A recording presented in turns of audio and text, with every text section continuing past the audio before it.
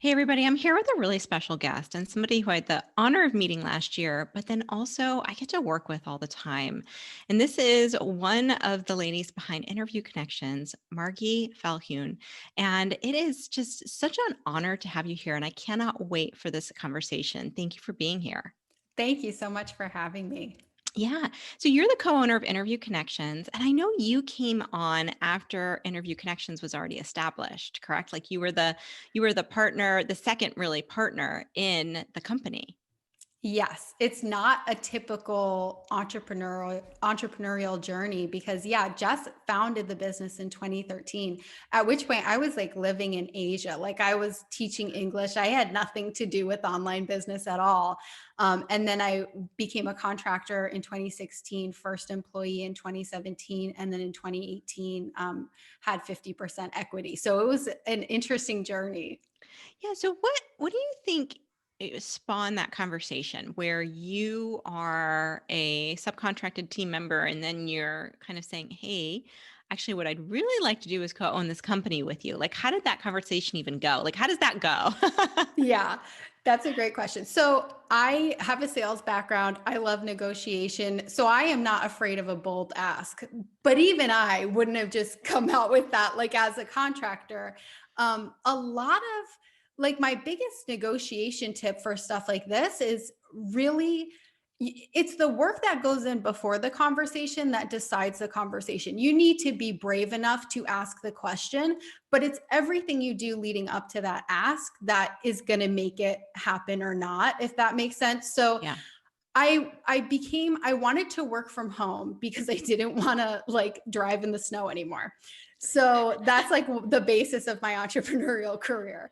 And Jess and I knew each other from a previous job, and I saw she was hiring. I learned what remote work was, and 2 days later saw her Facebook post that she was hiring remote contractors, and I was like, wow, like Twilight Zone music, perfect. So I started as a contractor. I was living in Colorado, and then I ended up moving back to Rhode Island where Jess is and where the business is based, not for the business, just coincidentally. And then she asked me to be the first employee in 2017. And I actually, like, she didn't know this until like years later, but I was like, okay. And I left and I just like cried and called my best friend. I was so upset because I didn't want to be an employee. I had had a taste of freedom as an independent contractor and making my own hours and setting my own rates. And I was like, this is the life for me. So I said yes because it felt like a step forward and I loved the business. But I was such a baby about it. I was like grieving that loss of freedom because it felt like a step back. Gosh, that is so fascinating. So then what actually happened where you realized that you were going to go from a subcontractor to a team member and then to an owner? So the first employee is a big power position, which I did not know. I was new to business, so like I didn't know that, but that's a great place to be if you know how to leverage it and you're truly all in on the business.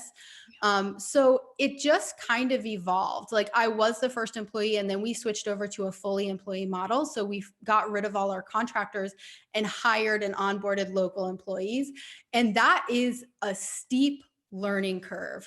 And so it was really Jess and I in it together, like figuring that out. Like there were moments in 2017 where I just like went into her office and put my head on her desk and like cried. Like, but I never left. Like she knew I would never leave. Like I was in it to win it as if it was my own business, even before it was.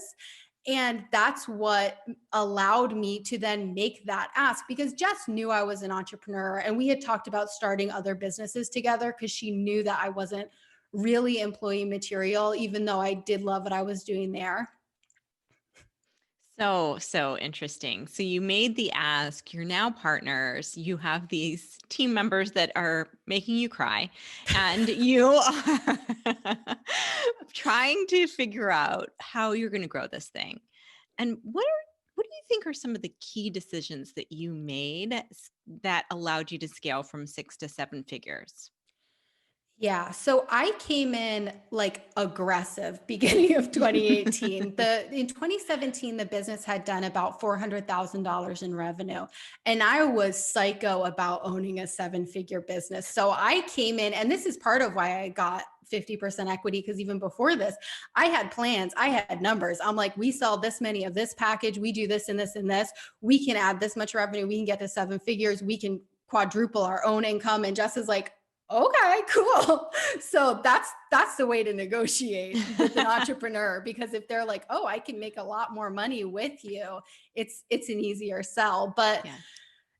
it was being really goal oriented. So before that, especially onboarding employees, it's so intense, and you're really just kind of like dealing with things as they happen. And we were kind of doing that with our finances too. We were sort of finding out what we did the month before at our, monthly P&L review, but we weren't creating it. We weren't saying this is what we're going for. We didn't have a goal. So once I literally just did a million divided by 12 and was like 84,000, then we had a goal, and then we started tracking it more closely. So the big thing was just, what's the math? Like, what's the reality of this goal, to break it down and then start going for it. And then I would say the other thing, and this is how we know each other, was getting in the room of seven-figure women. We joined Allie Brown's premier group, even though we were only at 400,000. Like, on the sales call, she was trying to unsell us. She was like, are you sure? Like, are you sure that this is, you can afford the investment? And we're like, we want to be in this room. And that was huge too, because it totally up leveled our mind. That's so, so good. And now you're in her trust community, which is exclusive for seven-figure women. And how has that been with just up leveling your mind to that next level? Amazing. I absolutely love the trust. Allie and her community are incredible. Like, that was a huge part of what got us from being at, 400K and sitting in a room with these people at such a high level that I'm like sweating, to like, to getting to the point of being, multi seven figures and being peers with these people and like friends. Like, the friendships and relationships with other high level women entrepreneurs is incredible. Yeah, I love the trust. I love Allie's community. It's the highest level community out there, I think. So good. So let's talk a little bit about the actual how the business works operationally. What are some of the best success stories from your interview connections? Actually, let's back up for a second, because maybe the listeners don't even know what your business is. So you help entrepreneurs get placed on podcasts. Yes. Yep. We are a done for you service. We work with high level entrepreneurs and we book them on podcasts, a lot of podcasts, because the strategy is about consistency. So we're booking them on at least 4 shows per month, every single month. So they're building up that snowball of results in the form of new clients and increased visibility and brand awareness. So good. And what separates the people who are able to grow their business as a result of guest podcasting from people who maybe struggle to see those types of results? Well, definitely strategy. I mean, there's a decent amount of strategy in which shows are going to be the right shows, what you do when you're on the show, what the right call to action is, how you're nurturing leads from podcasts. So there is a tactical strategy aspect, but actually the biggest thing I would say is mindset. Hmm. Um, like so many content strategies, it's really about consistency. Like, if your strategy is video, you got to show up on video, and it takes a long time of crickets before you get a client from all that content. But then the floodgates open, and it's like that with podcast guesting. You really need to stick with it. So when people come into it and they're like, someone told me I should do this, I'll do, like maybe 5, 10, 15, and then stop and see what happens. They lose all their momentum when they stop. And then they're like, oh, I guess it doesn't work. So interesting. Why is podcasting so powerful for growing companies and growing brands? I mean, anyone, I know some people are watching the video, but anyone who's listening to this podcast knows why they're so powerful. The level of trust that you have with the host of the podcast that you love. And then, by default, their guests who they're building rapport with and they trust. it's just you can't compete with it. You could see someone in an ad, you could see their social media presence, but when you listen to a 30-minute deep dive conversation, you hear their voice, you learn their why, their origin story. It's so powerful. It builds so much trust. So good. Are there times where people have struggled to turn podcasting into revenue and struggled to grow their business? And if so, beyond consistency, is there anything about their pitch or their offer or the way in which they go about it that could really get in the way of success? Yeah, I think the other problem that people run into is they're not treating it like a high end networking opportunity. And you really have to, because it's not just about the audience. So much of the ROI is from those incredible relationships and friendships you build with the hosts who interview you. And then it's so natural to become, go into partnerships with them or become their client or they become your client. And then you're referring to each other. So when people go into it and they're just focused on selling to the audience and sales and like, I'm going to sell my book, they miss the opportunity to be of service and to form a true connection with every host they talk to. And what do you think for those who are thinking about starting a podcast? Let's start here. What do you think makes a really good podcaster? I think the biggest thing is you have to genuinely love what you're doing. It has to be a creative outlet. Like Allie Brown, I've heard her talk about this. She has Glambition Radio. It's such a good show. And when she started it, it was not a strategy to generate revenue. She was like, I'm doing this for me. It's a creative outlet. And I think that's where the best podcasts come from. When you genuinely want to do them, it's creative for you. You're having great conversations. Those are the shows that people are drawn to. And then what makes a great podcast host? What are some do's and don'ts? I'm I sorry, think not host. I'm going to start that again. She'll do an edit. So, what makes a great podcast interview? All right, this was a good stop. Andrew, you may not come in here again. I will tell you right now, get out of here. I'm interviewing. Sorry, Rashna. You will lose dessert on Thanksgiving. All right. That's all I have. I have nothing that's, left. They're in quarantine. We're not going anywhere. I mean, I think pie is a good one. It's like he didn't even flinch. He's like, I don't care. I don't care. You, you don't want me to be in here? I'm recording. Who cares? All right, sorry. No problem. And then actually, what makes a good podcast guest? Like, what are some do's and don'ts for people who are listening?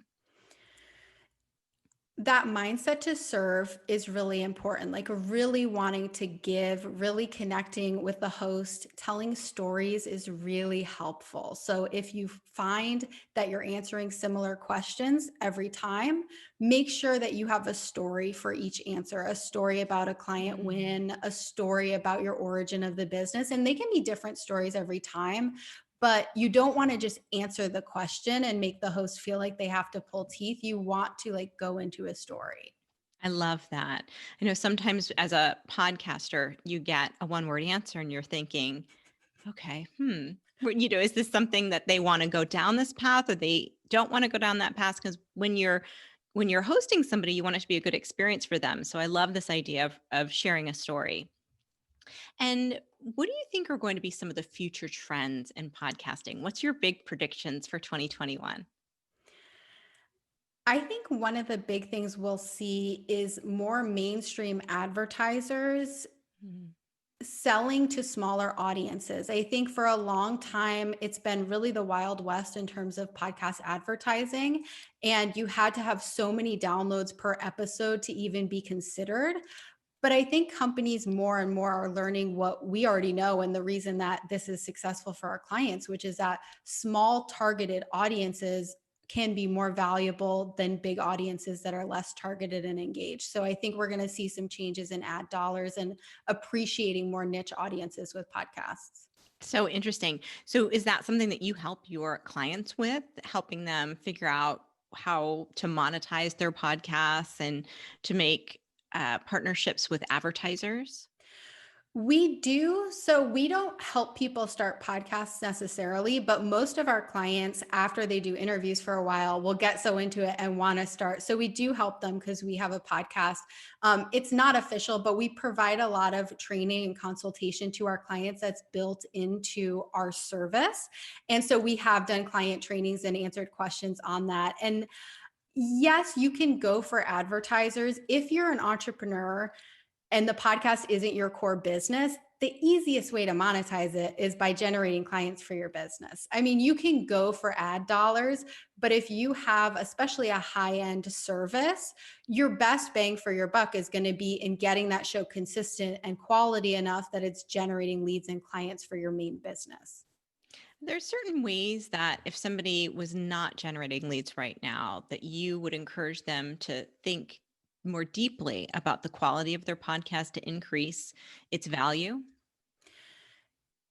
Yeah, I think a lot of the reason people don't generate leads from their podcast is because they don't have a call to action on every single episode. Like the problems I see are not bad content. Most podcasters, especially if they love what they do, are doing a good job with their content. They're just not asking their audience every time to go wherever they want them to go because people have to hear it a few times and be in a place where it's convenient for them before they actually take action. So interesting. All right. So now we're going to switch back to your company, to Interview Connections. What are some of the things that you're doing right now that you think will be setting your company up for success to scale to the multi-million dollar mark and beyond? I think the biggest thing is falling in love with our clients more and more every day. Because, of course, you need to acquire new clients and launch and scale. But what we've done, and COVID, one of the interesting silver linings of COVID and the pandemic is it really made me look at our clients and the community that they have because we know they're incredible, but unless they each host a podcast, we're not connecting them with each other, or we hadn't been. So it's like these people need to meet each other. Like there's going to be so much synergy. And so we started doing twice weekly networking calls that we host with our clients so that they can introduce themselves and what they do. They can talk to each other. They can ask for help or input on their podcast strategy or anything else in their business. And we have so many clients who are experts in so many areas that they're now helping each other. They're working with each other. We've got a client Facebook group where we're encouraging them to share and connect. And that I think is the biggest thing that, we're at probably just over 2 million for 2020. To get to 10 million next year, I think that is the biggest thing is really making that client community even better so that people are getting that community, getting that ROI that they need, not feeling because it can be so isolating as an entrepreneur and especially this year. And our clients are just so cool. So I think that's the biggest thing. Oh, that's so fascinating. And just to think of taking this one-on-one service. I know a lot of people think, should I have this one-on-one service? Should I be group? Should I be hybrid? But it sounds like you took something that was a one-on-one service, but then created a community component to it that Yeah. adds value to the guest experience or the client experience. Yes, So totally. good. If you were to describe your journey to the multi-million dollar mark in one word, what would it be? Winding. Wait, what? Wait. Winding is a Winding. Oh, very winding. winding road. Like it, I look back and it's kind of surprising to me at times because some of the things that were like leading me the fastest in the direction I needed to go were the exact things that I like did not think should be happening. It's so funny because when you first said it, I was like, I think I heard winding, but maybe I heard wine. That's what Honestly, I, also wine. that might just be where my head is right now. Can I have two? Can I have winding and wine? I think you can because it's really one's a hybrid of the other. So we're just Yeah. going to say that it's one word. And for those of you who are listening to the audio, what you didn't hear is one of my kids cut through this interview in the middle. So wine was definitely on my mind, which is probably why I heard it. And winding with wine on your way to seven figures. I think that might be the podcast title. I love it. Love it. I love it. So, where can people find you? Social media handles, websites, if they want to learn more about Interview Connections? Yeah, so our website is interviewconnections.com, but actually the best place to connect with us is our community. We have a free Facebook community with over 3,000 entrepreneurs called the Guest Expert Profit Lab at interviewconnections.com/group. It's a great place to network, get referrals, and to learn more about how to monetize the strategy. Love it. Thank you so much for being here. I really, really appreciate it. Thank you so much, Laura.